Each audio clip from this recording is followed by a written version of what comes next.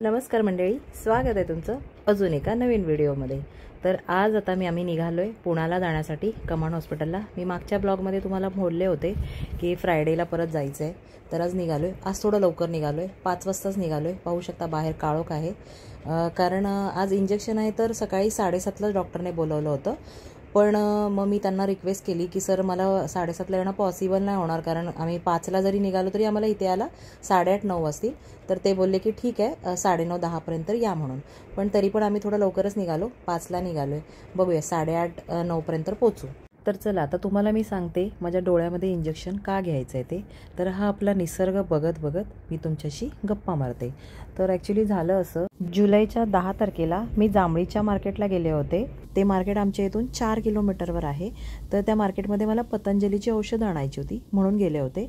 तर जाताना मला असं वाटलं की कळवा ब्रिज क्रॉस केला तर मला अचानक समोर रोडवर विजन जे आहे ते थोडं ब्लर दिसतंय किंवा डबल विजन दिसतंय असं वाटायला लागलं। मग मी कसं तरी तिथे गेली, औषधं घेतली आणि लेफ्ट साईड घेत घरी आले। त्यानंतर मिस्टर जेव्हा रात्री घरी आले, मी त्यांना म्हटलं असं असं मला होतंय, डबल विजन दिसतात आणि थोडं ब्लर दिसतंय। मग आम्ही लगेच दुसऱ्या दिवशी अश्विनी हॉस्पिटलला गेलो। त्यांनी पाहिलं, त्यांनी सगळ्या टेस्ट केल्या, तर कळलं की डोळ्यामध्ये स्वेलिंग आहे म्हणून। पण अश्विनीमध्ये रेटिना स्पेशालिस्ट डॉक्टर नसल्यामुळे तिथल्या ज्या डॉक्टर आहेत त्यांनी आम्हाला सांगितलं की तुम्ही प्रायव्हेटमध्ये रेटिना स्पेशालिस्टचा ओपिनियन घेऊन या, किंवा नाहीतर मग मी तुम्हाला पुण्याला रेफर करते। तर मग मी म्हटलं ठीक आहे, मी बाहेर दाखवते। आम्ही दुपारी घरी आलो अश्विनीवरून आणि सेम डेला गुगलवर सर्च केलं की आपल्या ठाण्यामध्ये रेटिना स्पेशालिस्ट कुठे आहेत ते। तर 2-3 डॉक्टरचे नंबर मिळाले। त्याच्यामध्ये आम्हाला अग्रवाल हॉस्पिटल मानपाडा ठाणे येथे कळलं की रेटिना स्पेशालिस्ट आहे। मग आम्ही फोन करून त्यांची अपॉइंटमेंट घेतली। तिथे डॉक्टर कारखानीस होते। डॉक्टर कारखानीस यांनी मला हे काही मेडिसिन दिल्या आणि त्यांनी सांगितलं की तुम्हाला थोडंसं डोळ्याला सुजन आले आणि पाणी झालंय, तर ते खूप हायपर टेन्शन घेतल्यामुळे होतं। तर ह्या 1 महिन्याच्या गोळ्या घेतल्यानंतर तुम्ही माझ्याकडे या, तुमचं ते पूर्ण क्लिअर झालेलं असेल। आम्ही त्यांच्या रिसेप्शनवर कॉल करून सांगितलं होतं आम्हाला रेटिना स्पेशालिस्ट डॉक्टर हवेत, पण त्यांनी आम्हाला कारखानीस डॉक्टरांकडे रेफर केलं। आणि मग मी त्यांना विचारलं की हे रेटिना स्पेशालिस्ट आहेत का? तर ते बोलले की हो रेटिना स्पेशालिस्ट आहे, ते रेटिनाचे पेशंट बघतात। आम्ही पण निश्चिंत झालो की ठीक आहे म्हणून। आम्ही घरी आलो। 25 दिवस झाले मला डोळ्यांना काहीच फरक पडला नाही। उलट माझं जे ब्लर आणि डबल विजन होतं ते कंप्लीट दिसायचं मला बंद झालं, पूर्ण डोळ्यासमोर काळोख आला। मग मी पुन्हा त्यांच्या हॉस्पिटलमध्ये गेले आणि मी त्यांना म्हटलं की तुमचे कारखाने सर जे आहेत ते रेटिना स्पेशालिस्ट नाही आहेत, कारण त्यांच्या डिग्र्या ज्या लिहिलेल्या असतात फलकावर त्या नाही लिहिलेल्या आहेत। तर तुम्ही आम्हाला त्या डॉक्टरांकडे का पाठवलं? त्यावर त्या मला म्हणाल्या की नाही, आमचे कारखाने सर पण रेटिनाचे पेशंट बघतात। मग मी त्यांना म्हणाले की ठीक आहे, तुमचे कारखाने सर बघत असतील, पण मला आहे ना तुमच्या जे बोर्डवर म्हात्रे सर आहेत ज्यांची डिग्री लिहिलेली आहे रेटिना स्पेशालिस्ट, तर त्यांना दाखवायचं आहे। मग त्यांची मला अपॉइंटमेंट मिळाली, तिथे गेले। त्या सरांनी काही टेस्ट केल्या आणि मग त्यांनी मला सांगितलं की तुमच्या डोळ्यामध्ये स्वेलिंग, पाणी आणि ब्लडसुद्धा जमा झालेला आहे, त्याच्यामुळे तुमची विजन गेलेली आहे। तर त्यासाठी आपल्याला इंजेक्शनचा कोर्स करावा लागेल आणि 3 इंजेक्शन्स घ्यावे लागतील। त्या इंजेक्शनची कॉस्ट आहे 80,000। जर तुम्हाला त्यातलं पण चांगलं म्हणजे बाहेरच्या देशातलं इंजेक्शन हवं असेल तर त्याची कॉस्ट आहे 1,10,000। आणि प्रत्येक इंजेक्शन घेताना वेगवेगळ्या टेस्ट कराव्या लागतील, त्याचे चार्जेस वेगळे, असं त्यांनी मला सांगितल्यानंतर मी त्यांना म्हटलं ठीक आहे, मी तुम्हाला सांगते मिस्टरांशी बोलून।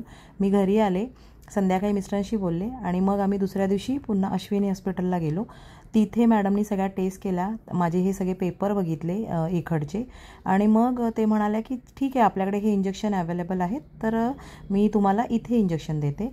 त्यानुसार मला 11 ऑगस्टला पहिले इंजेक्शन देण्यात आलं। ते इंजेक्शन घेतल्यानंतर मला काही दिवसांनी थोडं दिसायला लागलेलं आहे आणि आता दुसरं इंजेक्शन घ्यायचं आहे। पहिलं इंजेक्शन नंतर दुसरं इंजेक्शन 1 महिन्याने घ्यावं लागतं। तर आता दुसऱ्या इंजेक्शन नंतर काय फरक पडतो ते मी तुमच्यासोबत शेअर करेन। आणि त्यानंतर मग तिसरं इंजेक्शन। मी डॉक्टरांशी डिस्कस केलं होतं की इंजेक्शन व्यतिरिक्त काही ट्रीटमेंट घेऊ शकतो का? तर त्या नाही म्हणाल्या होत्या, या आजारासाठी इंजेक्शनचाच कोर्स करावा लागतो। तर त्यामुळे हे 3 इंजेक्शन्स आता घ्यावे लागतील कंपल्सरी। आणि मग काय फरक पडतो ह्या 3 इंजेक्शन घेतल्यानंतर ते मी तुमच्यासोबत नक्की शेअर करेन। त्यासाठी चॅनलला सबस्क्राईब करून ठेवा।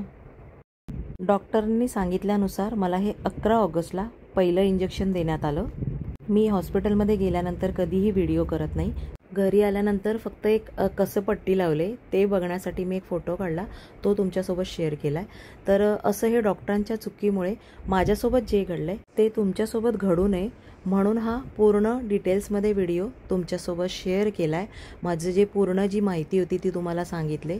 त्याच्यामुळे यापुढे कधीही आपल्याला जर काही प्रॉब्लेम असा वाटत असेल तर लगेच डॉक्टरांना जाऊन भेटायचं आणि कधीही एका डॉक्टरांनी जर सांगितलं तर सेकंड ओपिनियन घ्यायचं, जे मी घेतलं नाही आणि त्यामुळे हा सर्व प्रॉब्लेम झाला. त्यानंतर पण मी 3 रेटिना स्पेशालिस्टना जाऊन भेटते. त्यांनी सर्वांनी हाच मला प्रॉब्लेम सांगितला की इंजेक्शन घेणं महत्त्वाचं आहे. 3 इंजेक्शनचा कोर्स आहे, त्यामुळे तो 3 इंजेक्शनचा कोर्स हा पूर्ण करावाच लागेल.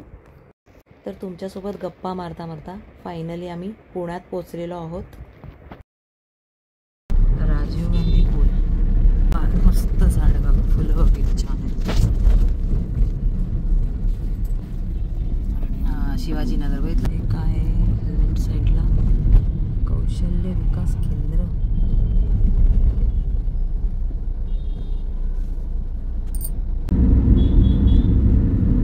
हा बघा, हा आहे गणेशखिंड फ्लायओव्हर. आणि जो लेफ्टला रोड गेलाय तो आहे शिवाजीनगरला जाण्यासाठी. हे काय, पुण्यश्लोक अहिल्यादेवी होळकर घाट. अच्छा, इथे संगम घाट आहे हा. ओके, आता इथून राईड घेतलाय. संगम घाटच्या इथून आला, पुढून आल्यावर थोडं राईड घेतला. संगम घाटच्या इथून पुढे आलं की राईड घेतला. रॉयल मोटर्स होता राईट साईडला. तर सरळ चालू आहे आता. इकडे काय, संगम पार्क, रेल्वे अधिकारी आवास. अच्छा, रेल्वे क्वार्टर्स आहेत. रेल्वे संगम पार्क 1.7 किलोमीटर स्ट्रेट आहे. ससून हॉस्पिटल ते जुनंवालं. हे आहे डॉक्टर बाबासाहेब आंबेडकर सांस्कृतिक भवन, पुणे महानगरपालिका. ओके, तिकडे हा इथे हे आहे पुणा जिल्हा परिषद पुणे, यशवंतराव चव्हाण भवन.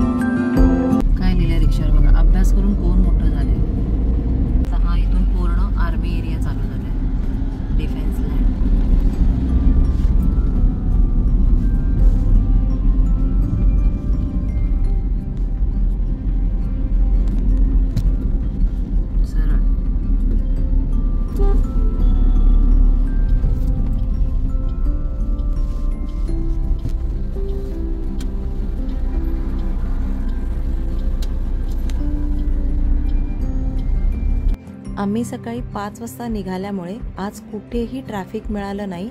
त्यामुळे ठाणे ते पुणे 2.5 तासाचा प्रवास करून आम्ही 7:30 वाजता कमांड हॉस्पिटलला पोहोचलेलो आहोत.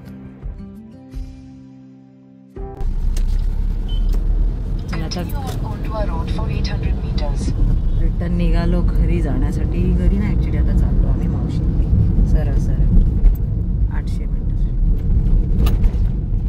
डोळ्याला पट्टी आहे, इंजेक्शन देऊन झालंय. तर आता चालले मावशीकडे, कारण उद्या परत यायचं आहे आम्हाला. त्यामुळे आता मावशीकडे जाते. इथे बोफकेलला राहते मावशी, तर तिच्याकडे चालले. असं मस्त पट्टी लागले. इंजेक्शन देताना ॲनेस्थेशिया दिला होता, तर त्याचा असर आता संपत आला आहे. त्यामुळे हळूहळू आता पेन व्हायला लागलेला आहे. तर फायनली आम्ही आता बोफकेलला पोचलो. इथून जवळच मावशीची बिल्डिंग आहे. मला वाटतं साधारण एक 500 मीटर किंवा जास्तीत जास्त 1 किलोमीटरवर असेल. तर आता जाते मावशीकडे आणि थोडा आराम करते, कारण डोळ्याला पट्टी आहे आणि पेन आहे, त्याच्यामुळे जास्त बोलताही येत नाही आहे. ही आहे मावशीची बिल्डिंग. गुड मॉर्निंग सगळ्यांना, सकाळचे शुभ सकाळ. तर आत्ता आम्ही निघालो मावशीकडून पुन्हा कमांड हॉस्पिटलला जायला. काल मावशीकडे थांबलेलो, चार्जिंग संपली त्याच्यामुळे पुढे व्हिडिओ नाही बनवता आला. तर आता निघालो आहे मावशीकडे. 7:30 झालेत. मस्त ऊन आले आता. तर आता निघालोय मावशीकडून हॉस्पिटलला. चला भेटूया, बघूया हॉस्पिटलमध्ये काय आज डॉक्टर चेक करणार आहे. डोळा डोळा.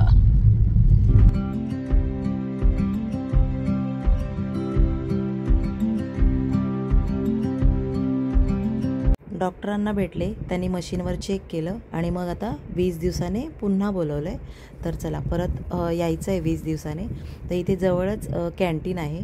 म्हटलं चला कॅन्टीनमधून काहीतरी खाण्यासाठी घेऊया, म्हणून मग आता इथे कॅन्टीनला आलो आहे. कॅन्टीनमधून थोडंसं सामान घेतलं आणि बाजूला शॉप होतं, तिथून थोडं खाण्यासाठी सामान घेतलं आणि आता घरी जाण्यासाठी निघालो.